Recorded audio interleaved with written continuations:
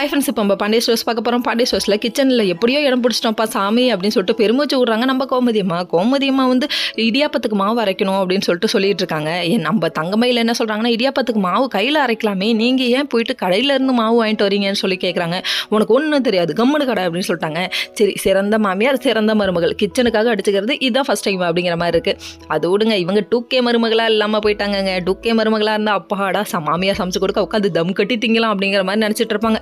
இதெல்லாம் ஒரு பக்கம் இருக்கு. இன்னொரு பக்கம் வந்து நம்ம ராஜியும் நம்ம மீனாவும் ஹோம் டியூஷன் எடுக்கணுங்கிறதுக்காக கிளம்புறாங்க. கிளம்பிக்கிட்டே இருக்கும்போது அவங்க அத்தைக்கிட்ட ஒரு வார்த்தை சொல்லிட்டு போகணுமேங்கிறதுக்காக காலையில் நான் கோயிலுக்கு போகிறேன்னு சொன்னேன் இல்லத்த, காலையிலங்கிறாங்க. எப்படி சொன்னேன்னு சொல்லிட்டு தங்கமயில் முன்னாடியே கேட்க, அத்தை நான் சொன்னேத்த நீங்கள் மறந்துட்டீங்கத்தன்னு பல்ல கடிக்கிறாங்க. கடைசியில் பார்த்தா சொல்லியிருப்பியோ, இருக்கலாம் காமாலையில் கண்ணும் தெரியல காதும் கேட்கலன்னு நம்ம கோமதியம்மா ஒரு பக்கத்து புலம்ப விட்டுட்டாங்க தனியாக. சரின்னு சொல்லிட்டு இவங்க கிளம்பி போன்னு சொல்லிட்டு கிளம்பி போயிட்டாங்க. அவங்க வீட்டில் எந்த வீடுன்னு சொல்லி கேட்டு இவங்க பேசிக்கிட்டும் வந்துட்டாங்கங்க.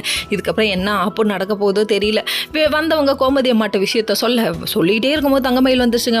நான் வந்தோன்னே என்ன விஷயம் மறைக்கிறீங்கன்னு சொல்லி கேட்குது. நீ தான் ஆட்டோ பாம் கணக்கா டக்குன்னு எந்த இடம் தெரியாமல் வெடிக்கிறியம்மா, ஏமா உன்ட்ட எப்படிமா சொல்ல முடியும்னு சொல்லிட்டாங்க.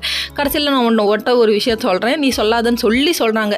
இது கண்டிப்பாக எப்படியும் பாண்டியன்ட்ட பற்ற வைக்க போகுதுன்னு நினைக்கிறேன். இது இங்கிட்டு இருக்கிறது அங்கிட்டு போட்டு கொடுக்கறதும், அங்கிட்டு இருக்கிறது இங்கிட்டு போட்டு கொடுக்கறதும் சிறப்பான சம்பவத்தை தரமாக இதுக்கப்புறம் தான் பார்க்க போகிறீங்க. அதுக்கப்புறம் பார்த்தீங்கன்னா நம்ம மீனாக இருக்காங்களே, அவங்க வந்துட்டு வழக்கம் போல தாங்க ஏதோ கடையிலேருந்து வாங்கி சாப்பிடுவோன்னு சொல்லிட்டு வாங்கி மொத்த குடும்பம் உட்காந்து சாப்பிட்டுட்டு இருக்காங்க. இந்த டைம் பார்த்து நம்ம பாண்டியனுக்கும் பிடிக்காது, தங்கமயிலுக்கு பிடிக்காதுன்னா நீ பட்டினி கடை அப்படிங்கிற மாதிரி தான் இருக்குது. நம்ம பாண்டியனும் ஒரு பக்கத்து கடையில் வாங்கிட்டுனா பிடிக்காதாம்மா. ஓகே ஃப்ரெண்ட்ஸ், நெக்ஸ்ட் வீடியோவில் பார்ப்போம். பாய்.